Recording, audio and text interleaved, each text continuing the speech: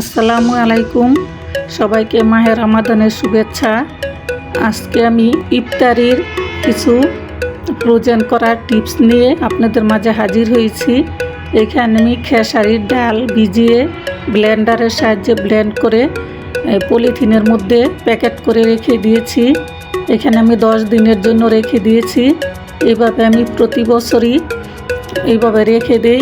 এখানে বুট রেখে দিয়েছি 2 দিনের করে। বুট আর আলু একসাথে সিদ্ধ করে প্যাকেট করে নিয়েছি। তবে ইফতারি বানানোর কিছুক্ষণ আগে বের করে রেখে দিলে আপনার ইফতারি তৈরি করার উপযোগী হয়ে যাবে। এভাবে রেখে দিলে প্রতিদিন আর ঝামেলা করতে হয় না। তাই আমি সবসময় এভাবে ফ্রিজে ফ্রোজেন করে রেখে দেই। তবে আমি পলির মধ্যে করে প্যাকেট করে রেখেছি। বক্সের মধ্যে রাখলে জায়গাও বেশি লাগে, তাই পলির মধ্যে রেখেছি। চাইলে আপনারাও এভাবে ডিপ ফ্রিজে সংরক্ষণ করে রেখে দিতে পারেন।